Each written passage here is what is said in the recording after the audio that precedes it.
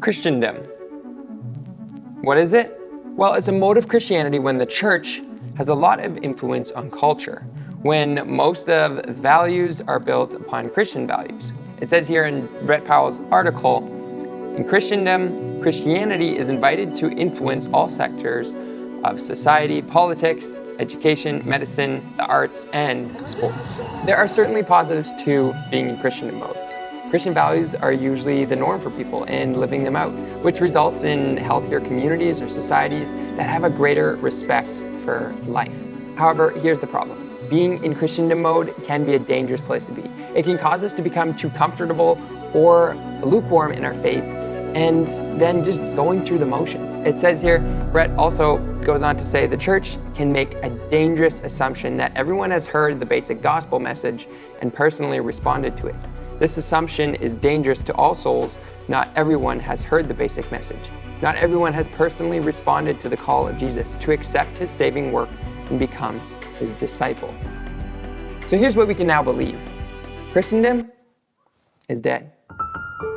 Brett lists some of the evidence here. Recent legislation has expanded the opportunity for just about anyone, for any reason, to seek medical assistance in dying. Gender dysphoria is a rising epidemic for young people, and gender is now defined as a social construct.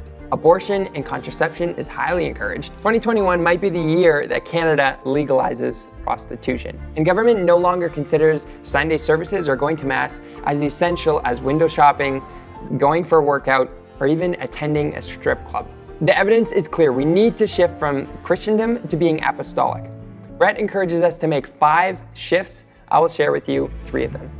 Number 1, shift from Christendom power to apostolic power. We need to understand that we receive the power of God through the Holy Spirit. We need to learn to rely on God's grace and the Holy Spirit in order to do his work, because we cannot transform the world through our own means or our own systems, just like the apostles at Pentecost, right?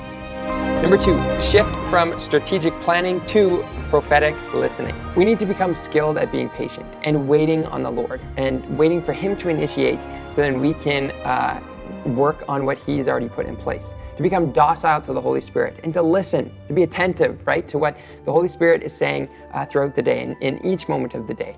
To spend more time in prayer. And this is not to cast strategic planning out the door, but to recognize the priority of being led by the Spirit. And remember, this is what makes living for God the greatest adventure. Number 3, we need to shift from a focus in relevance to timelessness. We need to be witnesses of the faith and to boldly preach the timeless truths of our faith. Brett says here, the church is timeless when she engages with the hatred that passes through every human heart and strives to introduce every individual to the Lord Jesus, who can heal wounds and set hearts free from the tyranny of hate. So we need to engage in the tension between preserving the core of Christianity and also stimulating progress. At the end of the series, Brett had one final bonus tip, and it was to have a funeral for Christendom and to recognize that Christendom is dead and to move into this apostolic mode. So that's what we did.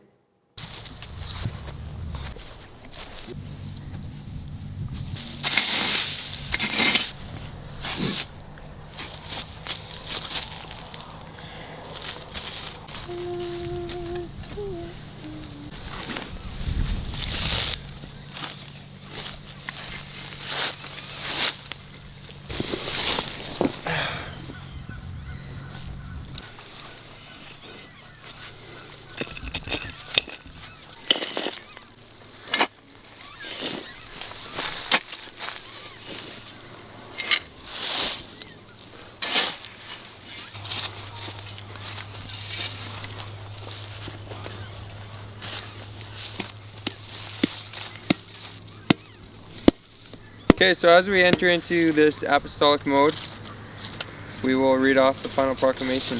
Jesus said, "Go therefore and make disciples of all nations, baptizing them in the name of the Father, and the Son, and the Holy Spirit, teaching them to observe all I have commanded you.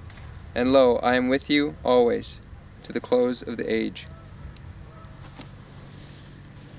Okay, so you've seen it. We took what Brett said seriously, and we actually did a funeral and hosted one. So share this video with all Christians you know, just to remind them that Christendom is dead. And so we can enter into this apostolic mode and be intentional disciples on a mission. Even though we just had a funeral for Christendom, Pope Francis, he says in one of his church documents, Evangelization, the joy of the gospel, that an evangelizer must never look like someone who has just come back from a funeral. So here we go. Be filled with joy because Christ is alive and he is our hope. Let's make the leap and commit to being disciples on a mission. You can go check out Brett's articles. They come out each week, and he is a great guide in sharing leadership where it matters most. Also, I just launched my new Disciple on a Mission merch line,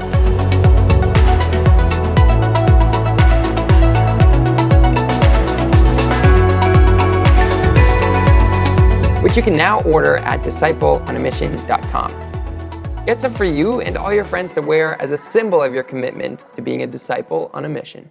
Subscribe to this channel if you would like to be a part of a community of young people on fire for Christ and excited to live out the faith. Okay, remember, living for God is the greatest adventure. Continue to seek the truth, and I will see you in the next video.